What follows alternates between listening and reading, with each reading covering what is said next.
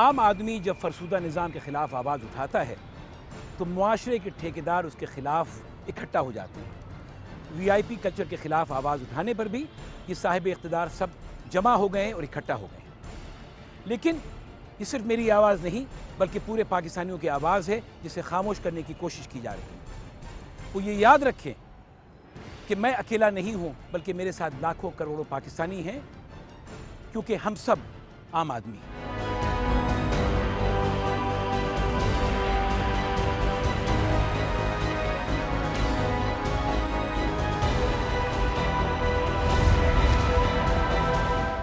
सभी को जान थी प्यारी, सभी थे लबस्ता, बस एक फराज था जालिम से चुप रहा न गया। जो लोहे अज़ल में लिखा है हम देखेंगे, लाजिम है कि हम भी।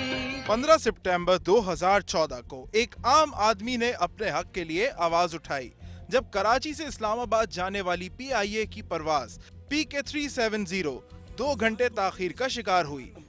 फ्लाइट की ताखीर की वजह MNA डॉक्टर रमेश कुमार और सेनेटर रहमान मलिक थे, जिन्होंने अपनी कुर्सी का गलत इस्तेमाल करते हुए मुसाफिरों के कीमती वक्त की परवाह ना की। पैसेंजर यहाँ पे थे। सही, आपका नाम क्या है? कोई पैसेंजर आ रहा है जिसकी वजह से। नहीं, कौन पैसेंजर आ रहा है? आप क्यों हैं? आप अभी आ रहे हैं? आप उन्हीं के साथ। लास्ट पैसेंजर आएगा। नहीं, आप भी तो देर में। हुक्मरानों के इस सुलूक की वजह से मुसाफिरों ने किया एहतजाज, तो हुक्मरानों ने घबराकर जहाज से नीचे उतरने में ही आफियत समझी। You were not sitting outside. You were not sitting outside. Sorry, sir. Sorry, sir. Don't. Please don't. मैंने आपको देखा था। नहीं, आप मैं आखिरी अंदर आया हूँ। अभी लास्ट जो PIA की इंतजामिया ने VIPs को खुश करने के लिए अपने चंद बेकसूर मुलाजमीन को मुअत्तल कर दिया। ताल्लुक नहीं है, मुझे आपसे हमदर्दी है। इस वक्त आप आवाम की अदालत में घसीटे गए। डॉक्टर साहब, थैंक यू वेरी मच। और साथ ही अर्जुमन साहब को भी अपनी मुलाजमत से बर्खास्त करवा दिया गया।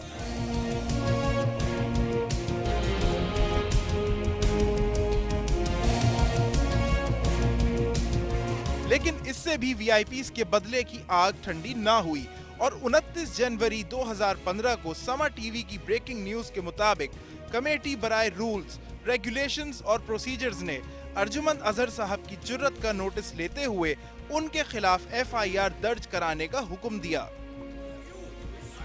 लेकिन PIA के हुक्काम की जानिब से कराची एयरपोर्ट के थाने में एक दरखास्त जरूर जमा करा दी गई है ताकि अर्जुमन साहब को गिरफ्तार करा के सजा दी जाए। ये सिर्फ वो साहिब इक़्तिदार ही बता सकते हैं जिनकी शान में गुस्ताखी हुई।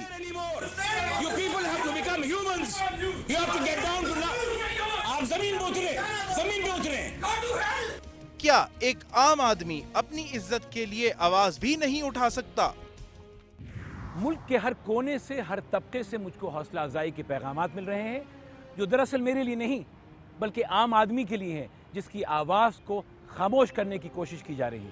नहीं, किसी की आवाज़ दबानी नहीं चाहिए, क्योंकि एंकर्स का टेलीविज़न में जो भी लोग काम कर रहे हैं, मुख्तलिफ चैनल्स में रिपोर्टर्स, उनकी अपनी अहमियत है और वो उनको किसी सूरत में भी दबाने या उनको के काम में रुकावट बनना, ये मैं समझता हूँ कि ज़्यादती है और ऐसी कोई बात होगी तो हम ज़रूर उसके लिए एहतजाज करेंगे। मैं ऐसी कोई बात नहीं, ना ऐसा हो सकता है और ना किसी को ऐसा करने देंगे। देखिए, मैं ये कहूँगी कि आवाज़ को किसी भी तरह से दबाना नहीं चाहिए, क्योंकि जमहूरियत के मुनाफी है और इस मुल्क में इस वक्त जबकि डेमोक्रेसी है, हर मीडिया भी आज़ाद है, अदालतें भी आज़ाद हैं, पार्लियामेंट भी आज़ाद है, तो किसी भी शख्स का ये आज़ादी इज़हार राय पे मैं समझती कारी ज़रब है और हम इसकी मज़म्मत करते हैं। और हर शख्स को ये हक़ है कि वो किसी के लिए भी और आवाम के मसाइल के लिए अगर कोई बात कर रहा है तो बड़ी खुशाइंद है, हम इस बात की मज़म्मत करते हैं। भाई, किसी की आवाज़ नहीं दबानी चाहिए। हर आदमी को जायज़ बात करने का हक है, बोलने का, लेकिन ऐसी बात कोई नहीं करे कि किसी की दूसरी दिल आज़ारी हो। हम आदमी के लिए आवाज़ उठाने वालों को दबाने की कोशिश तो नाजायज़ है, हम इसको कहते हैं नाजायज़ करते हैं, नहीं होना चाहिए। जब भी आप आवाज़ उठाएंगे तो तकलीफ होती है। होना चाहिए, आवाज़ होना चाहिए आवाम के लिए।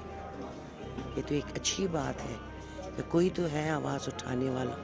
मीडिया की किसी आवाज़ को दबाने की कोशिश की जा रही है तो हम उसको कंडेम करते हैं। हम एंकर के साथ हैं और पूरी पार्लियामेंट उनके साथ होगी, पाकिस्तान पीपल्स पार्टी उनके साथ होगी और इस किस्म के हम अमल को कंडेम करते हैं। अर्जुमन के वाक़े का मैं शमदीद गवाह हूँ, उसके साथ गवाह है तो ये भी गलत। और पहली बात ये कि अर्जुमन के ऊपर मैंने केस दाखिल नहीं किया है, PIA ने दाखिल किया है, क्योंकि PIA सिविल एविएशन रूल उसने तोड़े हैं कि अंदर वीडियो बनाई है और जहाज़ को एक किस्म का हाईजैक किया है, जहाज़ को 15 मिनट के लिए डिले किया है। अगर वो समझता है कि मैं बिल्कुल सही हूँ तो वो सारे मीडिया चैनल के ऊपर आ जाए और मैं उसके साथ डिबेट करने के लिए तैयार हूँ कि वो सही था या मैं सही था। कहते हैं कि मुआशरे की मौत बुरे लोगों की बुराई से नहीं बल्कि अच्छे लोगों की खामोशी से होती है। लेकिन मुझे इस बात की खुशी है कि हमारा मुआशरा अभी जिंदा है। देखिए, मेरे लिए ये एक बड़ी ताजुब की बात थी कि जो वैकवानी साहब हैं, रमेश, जो आपके मिनिस्टर हैं सूबाई, अगर इस पहराए को, इस मसले को हम देखें जो वो बात कर रहे हैं, इसके दो पहलू, एक पॉलिटिकल एक लीगल है। अगर आप पॉलिटिकल देखेंगे तो इस वक्त वो इस MPA की अना का मसला है कि मुझे मेरी रात को जहाज़ से कैसे किसी ने उतार दिया। अगर उनकी अना का मसला नहीं है तो पहले अपने हिसाब से खुद सवाल पूछें कि वो लेट क्यों आए और जहाज़ उनके लिए इंतज़ार क्यों करे। अगर उनकी अना का मसला नहीं तो वो इतनी शिद्दत से आवाज़ रहमान मलिक के ख़िलाफ़ भी उठाएं जो उनके साथ लेटा है। अगर उनकी अना का मसला नहीं तो इतनी शिद्दत के ख़िलाफ़ बोरो बील के मामले में भी आवाज़ उठाएं ना। वो खुद एक माइनॉरिटी रिप्रेजेंटेटिव हैं, उनकी माइनॉरिटी के एक बंदे को कब्र से उखाड़ के आपने सड़क पे फेंक दिया था बदीन के अंदर, उस पर तो वैकवानी साहब मुझे बात करते नज़र नहीं आए। लड़काना की धर्मशाला पे मुझे इतना स्ट्रॉन्ग सांस की स्टैंडिंग कमेटी आके पूरी हिला दें तो नज़र नहीं आए। अपनी अना को लेके आप सियासत कर रहे हो।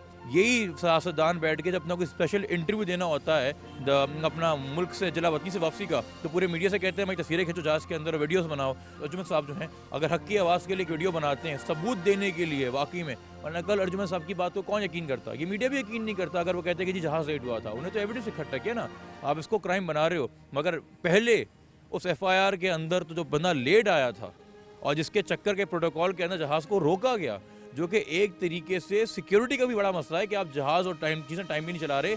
कराची एयरपोर्ट पहले भी टेररिस्ट अटैक हो चुका है, आप लोगों के लिए पूरा सिक्योरिटी प्रोटोकॉल अपना तब्दील कर देते हो। सिक्योरिटी प्रोटोकॉल का ऐसा होता है कि जहाज़ कब उड़ेगा, कब लैंड करेगा। एक रहमान मलिक लेट आ रहे हैं, आपने पूरी जहाज़ की फ़्लाइट 200-300 पैसेंजरों को लेट कर दिया। यार ये अनाओं से कब बाहर आएंगे हमारे सियासतदान? ये सियासत करने आते हैं या अपनी सीट बचाने आते हैं?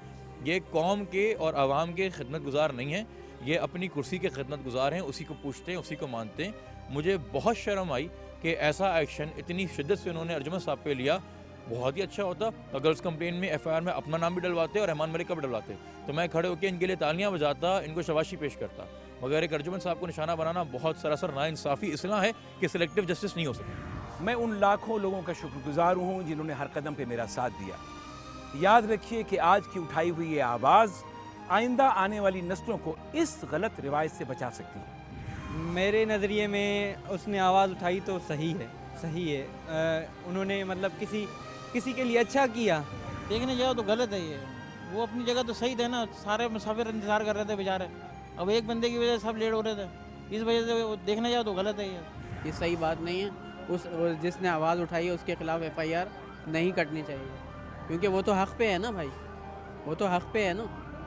तो मतलब ये जो हक़ पे होगा तो वो इसका मतलब है कि वो बेवकूफ़ है, को उसको जेल में डाल दिया जाए। इस मुल्क में आम आदमी की कोई नहीं सुनता, वज़ीर आज़म हो कि वज़ीर आला हो कि पुलिस हो कि अदालतें हों। वो किसी भी दरबार में चला जाता है तो सर पटक पटक के मर जाता है। गरीबों का कोई परेशान हाल नहीं है भाई, जो ये चाहते हैं वही होता है। इससे बेहतर है, मैं बोलता हूँ ऐसी हुकूमत ना हो तो बेहतर है। लोग मर रहे हैं, कट रहे हैं, कोई कहाँ मर रहा है, कोई कहाँ मर रहा है, कोई पूछने वाला नहीं है।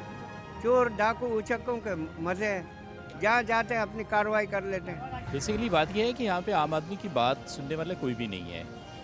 तरक्की याफ्ता ममालिक की अगर आप बात करें तो वहाँ पर पार्लियामेंट, जिसे डेमोक्रेटिक जहाँ पे भी आपका सिस्टम है, वहाँ पे पार्लियामेंट में आम आदमी की आवाज़ पहुँचाने के लिए आम आदमियों में से लोग जाते हैं। System is very good, but हमारे यहाँ क्या होता है कि आम आदमी वहाँ तक पहुँच ही नहीं पाता, और अगर कभी कहीं खुदा न खासा भूला चुका कोई आदमी पहुँच भी जाए तो वहाँ पर जाकर वो एक ऐसे रंग में रंगा जाता है कि फिर उसको आम आदमी की बात भूल जाती है। सो दैट्स अ रीज़न कि हमारी बात कोई सुनने वाला है नहीं, वहाँ तक ना कोई पहुँचाने वाला है, और वहाँ पर बैठे हुए हमारी बात सुनना नहीं चाहते।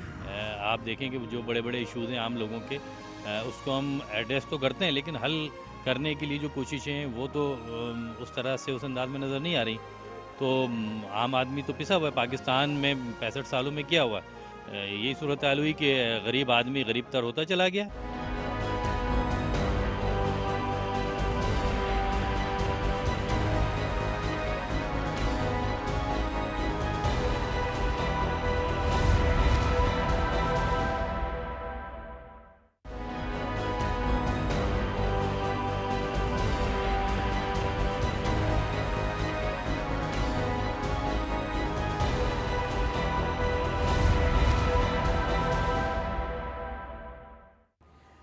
पिछले दिनों एक निहायती दिलखराश वाक़या पेश आया जिसमें किंजा नामी एक फूल मुरझा गया।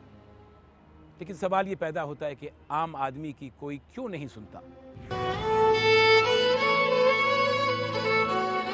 क्या बर्गर कराची के नॉर्थ नाज़िमाबाद की 13 साला कंजा मुबैना तौर पर मुज़िर सेहत बर्गर खाकर पहुंच गए अस्पताल, लेकिन अगले ही रोज इंतकाल कर गई। माँ भी लाडली बेटी की अचानक मौत से गमज़दा है। मेरी बस उससे लास्ट टॉक ये थी, मैंने उससे कहा कि तुम्हें कैनुला में कंजा पेन हुआ?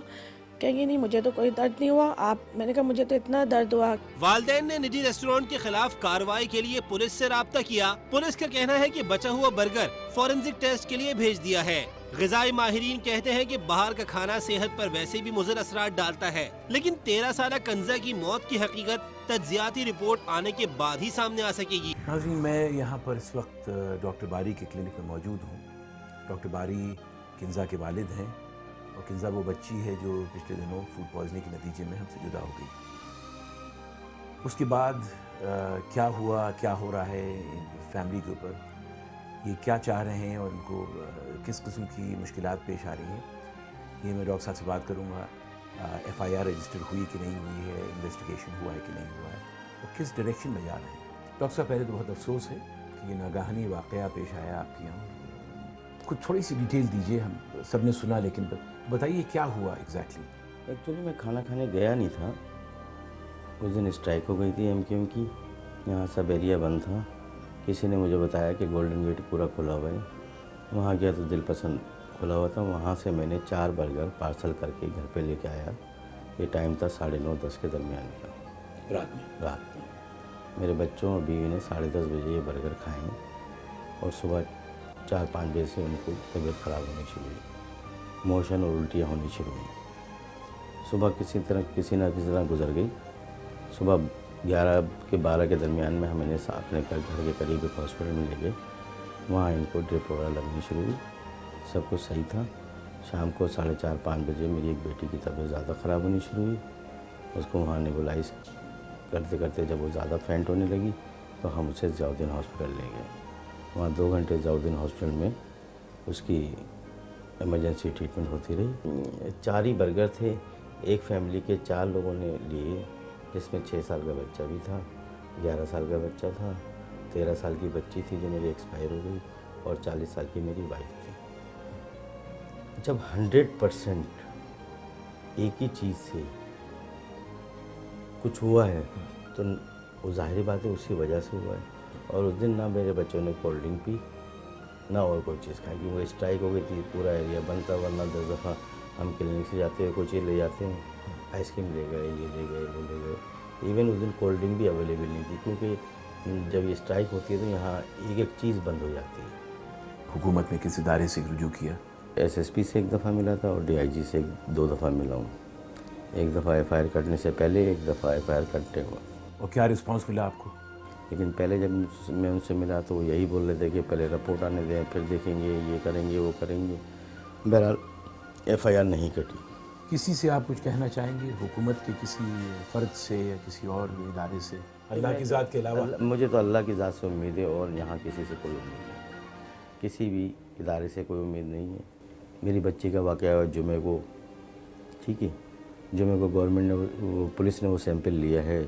उसके बाद 3 दिन फ्रिज में रखा रहा उसको सील करके कि हफ्ता इतवार छुट्टी होती है, ठीक है। फिर वो मंडे को पहुंचता है, फिर ये 10 मसले, आखिरकार वो दूसरी लेबॉर्ट्री में फ्राइडे को पहुंचता है। हम सिर्फ उम्मीद ही कर सकते हैं कि किंजा की फैमिली को किसी तरह से भी चैन आ जाए।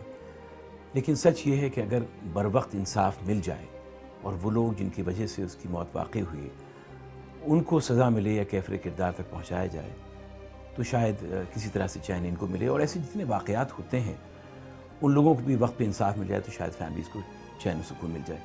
हम आपको ले चलते हैं एक इदारे में जहाँ पे कुछ वकला ने और कुछ और लोगों ने मिलकर एक ऐसा इदारा बनाया है जहाँ पर इस किस्म के जब केसेस होते हैं तो वो आप उनके पास चले जाइए, वो आपको सही तरह से गाइड कर सकते हैं कि आपके लिए अब क्या रास्ता है और किस तरह से आप अथॉरिटीज़ को अप्रोच कर सकते हैं और इंसाफ की तलब कर सकते हैं। नाज़रीन, मैं इस वक्त मौजूद हूँ अनवर मुमताज़ साहब के साथ, जो एक इदारे के वाइस प्रेसिडेंट हैं। इसका नाम है पिलाब। ये इदारा क्या है, इसका मकसद क्या है, इनसे खुद से पूछते हैं। जी जनाब, अस्सलाम वालेकुम। वालेकुम सलाम। बहुत शुक्रिया कि आपने मुझे मौका दिया। बेसिकली पिलाब जो है it's abbreviation of public interest law association of Pakistan, और ये जो है कुछ कंसर्न लोगों ने ये एसोसिएशन बनाई थी जो इस बात पे कंसर्न थे कि जो बुनियादी हुकूक हैं लोगों के, उनको किसी तरह प्रोटेक्ट किया जाए, उनको लोगों को आगाही दी जाए कि क्या बुनियादी हुकूक हैं कॉन्स्टिट्यूशन ऑफ पाकिस्तान में। इस सिलसिले में हम काम कर रहे हैं। पिछले दिनों एक छोटी सी बच्ची, किंजा नामी बच्ची, फूड पॉइजनिंग में इंतकाल हो गया उसका। उस केस के बारे में आप जानते हैं? मैंने भी काफ़ी उसको अखबार में टीवी पे देखा और मुझे भी बड़ा मतलब अफसोस हुआ कि एक इंसानी जान जो है वो मेरे ख्याल में इसलिए ज़ाया हो गई कि प्रॉपर मॉनिटरिंग नहीं है, रेगुलेशन नहीं है, इस वजह से ज़ाया हो गई। मैं जब ये बात करता हूँ तो मैं ये कहता हूँ कि आज से 10-15 साल पहले अगर हम देखते हैं तो हर रेस्टोरेंट वाला, हर होटल वाला जो है इस बात से ख़ाइफ रहता था कि फूड इंस्पेक्टर जो है उसके इदारे में ना आ जाए या फूड इंस्पेक्टर को उसको रिपोर्ट करनी है। ये by the passage of time ये चीज़ जो है ये ख़त्म होती गई और इसकी वजह से इस टाइप के हादसा आपको नज़र आ रहे हैं। अच्छा, तो अब किंजा के वालिदैन को किससे मदद हासिल करनी चाहिए? देखिए, पहले तो दो चीज़ें बड़ी अहम हैं। एक तो जो खाना था या जो भी चीज़ थी उसकी मेडिकल या उसकी रिपोर्ट आनी चाहिए, फॉरेंसिक रिपोर्ट आनी चाहिए कि वो आया, उसमें पॉइजन था या नहीं था। उसके बाद चीज़ आगे बढ़ेगी और अगर ऐसी चीज़ है तो फिर जो है कानून का रास्ता है, उसमें FIR है, उसके साथ फिर कोर्ट में जाना है, ये उनको रास्ता अडॉप्ट करना पड़ेगा अगर उनको इस मसले को आखिरी अपनी मंतक़े अंजाम तक लेके जाना है। हम दुआ करते हैं कि किंजा की तरह वाक़या अब दोबारा पेश ना आए। इसके लिए भी ज़रूरी है कि हम सब भी एहतियात करें कि कहाँ से खा रहे हैं और क्या खा रहे हैं।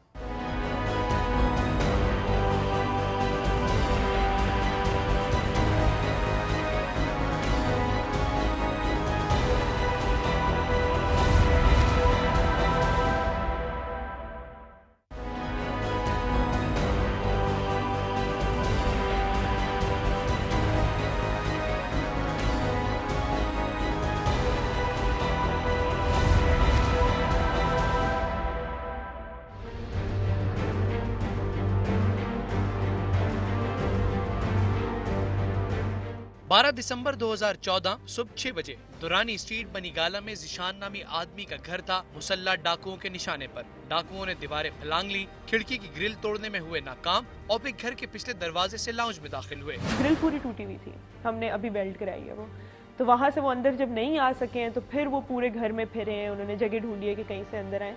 तो हमारा पीछे का दरवाज़ा खुला हुआ था और वो दरवाज़ा ऐसे खुला था कि उसी दिन हम लोगों की चाबी गुमी थी और वो शाम को हमें पता चला है, तो मेरे ड्राइवर ने बोला कि हम सुबह बनवा लेंगे नई चाबी, तो वो वहाँ से अंदर आए हैं। कमरे के दरवाजे पर जोर से दस्तक दी और तोड़ने की कोशिश की। खौफ की मारी जिशान की बीवी सुंदस पुलिस इमरजेंसी नंबर 15 पर कॉल करती रही पर कोई जवाब नहीं मिला। बहुत ज़्यादा कोशिश कर रहे थे कि दरवाज़ा टूट जाए, तो मैं खड़ी हुई हूँ और मुझे और कुछ तो समझ नहीं आई। मैंने कहा कौन है, तो मुझे आराम से बोलते हैं कि दरवाज़ा खोल दो, हम कुछ भी नहीं कहेंगे। तो मैंने जो है उसी वक्त पुलिस को फ़ोन किया है, तो पुलिस का नंबर बजे जाए किसी ने भी फ़ोन नहीं उठाया। जान से मारने की धमकियां मिलने पर सुंदस की बहन ने दरवाजा खोला तो असलहे से लेस एक डाकू ने सुंदस की बहन को मुज़ाहमत करने पर गोली मारने की धमकी दी। जहाँ जिसके पर्स से पैसे मिले वो उन्होंने उठा लिए और आके कहते हैं कि सोना नहीं दोगे तो हम तो गोली मारेंगे। दो डाकू सुंदस को ज़दोकोब करते रहे, पैसे और जेवरात उनके हवाले करने को कहा। घर की तलाशी ली, पर्स में से पैसे निकाले और सोने के जेवरात छीन लिए। मेरी मंगनी की अंगूठी ली है उन्होंने, मेरे हाथ में थी, वो छीन ली उन्होंने, और 15,000 रुपये मेरे बैग में थे और कोई 5-6 हज़ार शायद मेरी बहन के पर्स में थे। ये लिए और फ़ोन ले गए थे मेरी बहन का, क्योंकि उसके हाथ में था जब वो बाहर आई है। डाकुओं की नजरें पोर्च में खड़ी गाड़ी पर भी थीं, लेकिन गाड़ी की चाबी ड्राइवर के पास थी, जिससे ज़िशान एक और बड़े नुकसान से बच निकला। यूं डकैत एक आम आदमी के घर का सफाया करने के बाद रफू चक्कर हो गए। मुझे वो कह के गए हैं चोर यहाँ से जाते हुए कि जब तक हम घर में हैं तो शोर मत मचाना, जब हम चले जाएंगे तो तुम जिस मर्जी पुलिस वाले को बता दो, हमारा कोई नहीं उखाड़ सकता कुछ। इस्लामाबाद पुलिस को क्या पड़ी थी कि वो एक आम आदमी की मदद के लिए पहुंचती। पुलिस का काम तो वीआईपी की खिदमत के सिवा कुछ नहीं। हम पूरी रात पुलिस को कॉल करते रहे और उन्होंने फ़ोन उठाया और उन्होंने कहा कि अभी आपके घर में है। हमने कहा नहीं है, लेकिन वापस तो आ सकते हैं।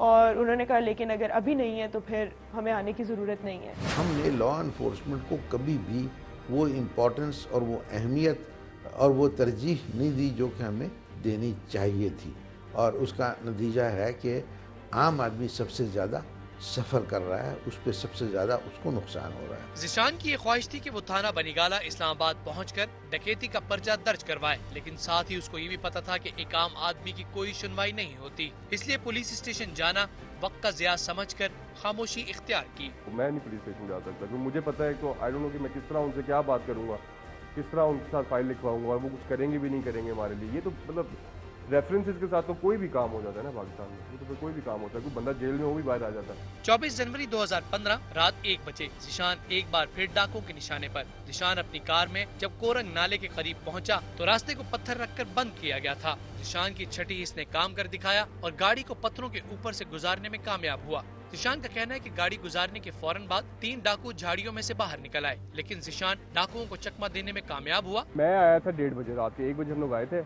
ये मेरा जो इंसिडेंट जो मुझे पता है, वैसे यूजली रात में ही हुए हैं। एक मोटी सी लाइन बनाई हुई थी उन्होंने पत्थरों की, तो जब आप टर्न करके इधर से आते हो तो बिल्कुल ही विजिबिलिटी इस एरिया की आपको नहीं पड़ती। इधर से मैं गाड़ी लेके निकला हूँ, ठीक है, तो साइड पे मैं गया हूँ तो इधर ही पत्थर पड़े हुए थे, इन्होंने पूरा इधर तक किया हुआ था, तो मेरी गाड़ी के नीचे पत्थर एक चिपक की गया। इस झाड़ियों से बाहर निकल रहे थे, इस एरिया से जो सामने से ये पाथ सा नहीं बना हुआ, इधर से बाहर निकल रहे थे। मैंने उधर से देखा जब मैं ये बम तक पहुंचा हूँ। ज़िशान पुलिस की मदद के लिए इमरजेंसी नंबर 15 पर आधे घंटे तक 3 मुख्तलिफ नंबरों से कॉलिंग करता रहा, लेकिन कोई जवाब नहीं मिला। मैं घर पहुंचा हूँ तो फिर मैंने कॉल की 15 को, कोई मतलब मैं आधा घंटा 15 को कॉल करता रहा हूँ, अपने फ़ोन से करता रहा हूँ, ड्राइवर के फ़ोन से करता रहा हूँ, और उसको लैंडलाइन से भी करता हूँ, साथ साथ बिल्कुल तीनों को, तो किसी ने नहीं उठाया फ़ोन। ज़िशान मुतल्लिका इदारों से फौरी मदद न मिलने पर मायूस है। उसका कहना है कि इस मुल्क में एक आम आदमी का मसला कोई नहीं सुनता और आम आदमी इदारों की कारकर्दगी से नाउमीद दिखाई देता है। पहले आप एक मसले में होते हो, दूसरे फिर आप इनके पास जाओ, वो दूसरा बड़ा मसला होता है कि अब इनको आप समझाओ कैसे, बताओ कैसे कि क्या मसला है, कुछ करेंगे भी नहीं, हल करेंगे, पता ही नहीं होता, तो जानने का फायदा ही कोई नहीं होता। हालात से दिल बर्दाश्ता ज़िशान ने फेसबुक पर इस वाक़े के हवाले से एक ब्लॉग भी लिखा, जिसमें वो सरकार से आम आदमी को तहफ़्फ़ुज़ ना देने का गिला करता है। अब हमारे साथ कोई ऐसा वाक़या पेश आए, मुझे नहीं पता मैं किधर जाऊँ। मैं बल्कि ये सारे 15 पे कॉल की, दोस्तों को बताया किया, एंड फिर क्या किया, मैंने फेसबुक पे जाके ब्लॉग लिख दिया। मैंने कहा यार देखो, आज जो है ना मैंने सीख लिया कि ये कोई नहीं है, कोई आपका पूछने वाला नहीं है, यहाँ पे हुकूमत पूछने वाली नहीं है बंदे की। ज़िशान ने समा की टीम के सामने भी इमरजेंसी नंबर 15 पर कॉल की तो क्या जवाब मिला, ये भी सुनिए। जी वालेकुम अस्सलाम। 15 परसों रात को मैं कोई 4-5 कॉलें करता रहा हूँ, किसी ने उठाया नहीं फ़ोन। यार रात को आप लोग बंद होते हैं यार, इधर डाकू आए हुए हैं घर के अंदर, तो अब मैं फिर किसके पास जाऊँ अगर आप बिजी हैं? अभी आए हुए हैं? अभी नहीं आए हुए यार, परसों रात को आए हुए थे। परसों रात में आपको कोई आधा घंटा कॉलें करता रहा हूँ यार, और किसी ने नहीं उठाया फ़ोन। ये नंबर पर कॉल करते रहे भाईजान? जी बिल्कुल, 15 पे मैं आपको कॉल करता हूँ, एक ही नंबर है जो मुझे पता है। बनीगाला में अगर मुझे किसी को भिजवाना होगा, कोई आपका रिस्पांस टाइम कितना है? क्विकली रिस्पांस है, जल्दी भिजवा।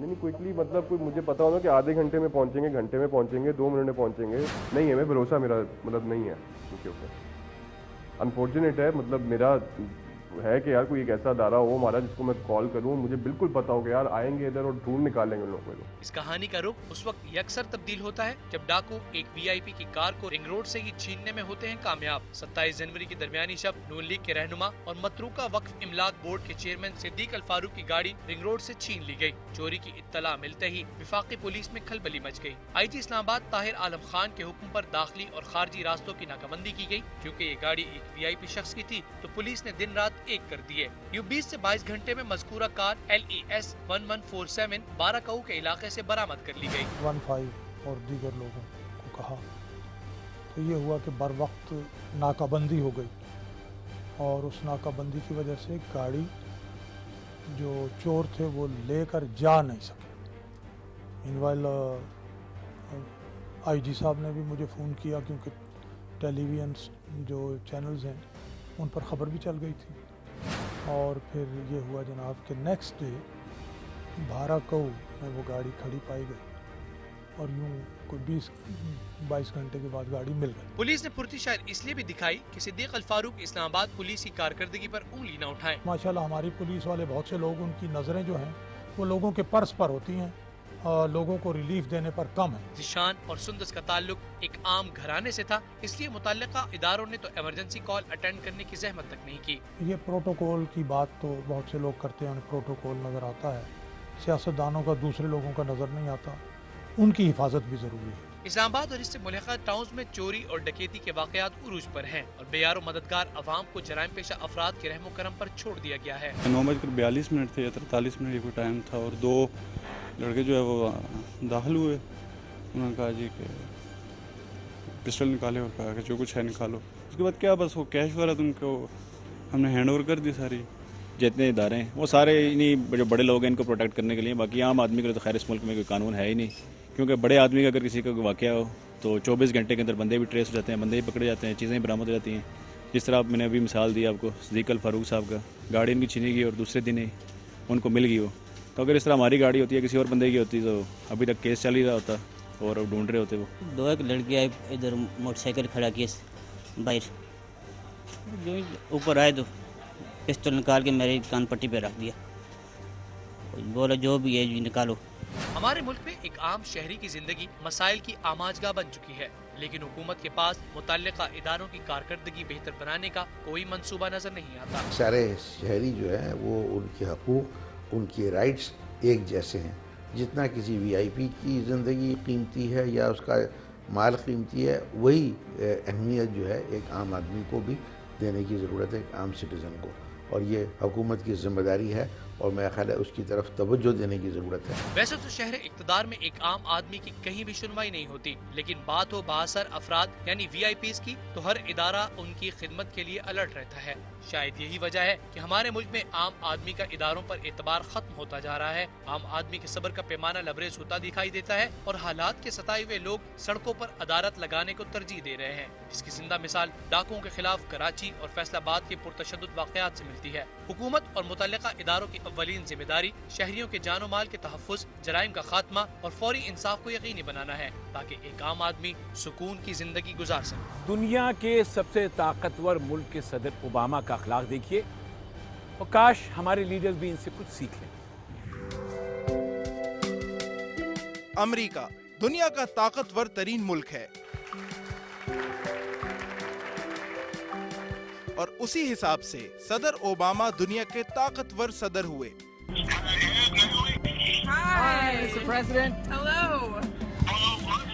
चंद हफ्ते पहले हमने खबर दी थी कि ओबामा ने हवाई में अपनी गेम की वजह से एक जोड़े की शादी में आने वाले खलल पर फोन करके माजरत की थी।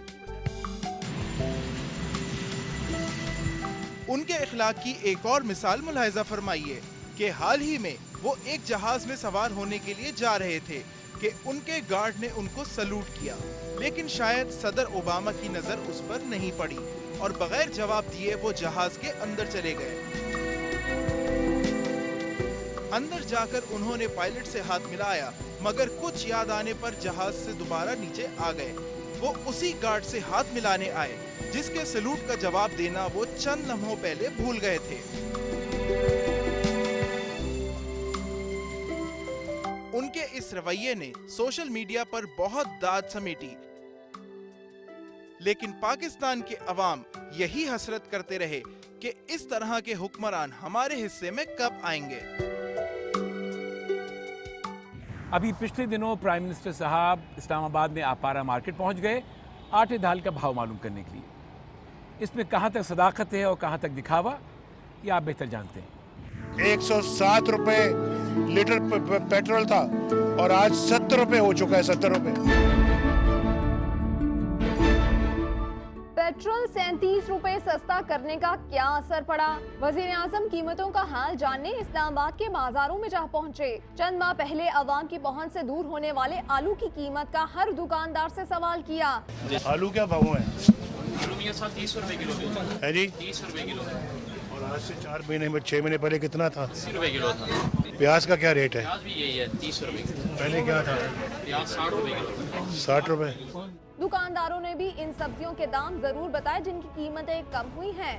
हर चीज़ सस्ता हो गया, पेट्रोल सस्ता हो गया, हर चीज़ इस वजह से सही भी सस्ता हो गया। ओके की रिपोर्ट लेने के बाद वजीर आजम ने शहरियों को बताया कि कीमतें कम तो हुई हैं और आगे मजीद कम होंगी। आलू प्याज ये भी नीचे आ चुके हैं बहुत, और फिर गाजरों के रेट्स नीचे आए हैं और भी सब्जियां काफ़ी कम हुई हैं। मियां नवाज शरीफ ने अपने खिताब में कहा कि 2 साल में गैस की कमी मुकम्मल तौर पर दूर कर दी जाएगी। बिजली का मसला भी उन्हीं के दौरे हुकूमत में हल होगा। इसी दौर में अल्लाह के फजलो करम से बिजली भी आ जाएगी और इसी दौर में इंशाल्लाह गैस भी आ जाएगी। G10 और आपारा के बाजारों के दौरों में वजीर आजम ने दुकानदारों के साथ ख्वांचा फरोशों से भी गुफ्तगू की। एक बच्चे को देखकर भी मुतवज्जो हुए। इस्लामाबाद के शहरी खुश ज्यादा थे या हैरान नहीं मालूम, मगर वजीर आजम के नारों का जवाब सबने दिया।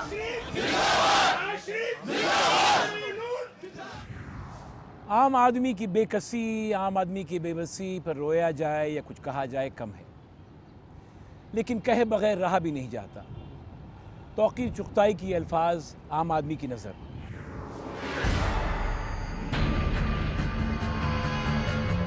चुप कहां तक रहेगा ये आम आदमी? अपना हक छीन लेगा ये आम आदमी।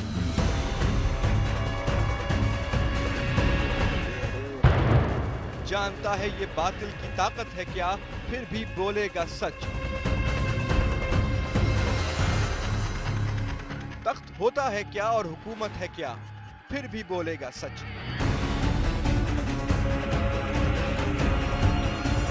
शाह के दरबार में सच की कीमत है क्या, फिर भी बोलेगा सच।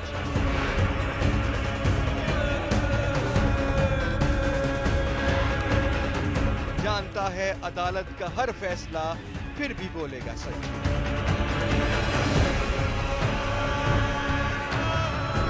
हर गली, हर कदम, हर कहीं, हर जगह जब बुलंद होगी आम आदमी की सदा, सुन सकेंगे ना दुनिया के झूठे खुदा, फिर भी बोलेगा सच।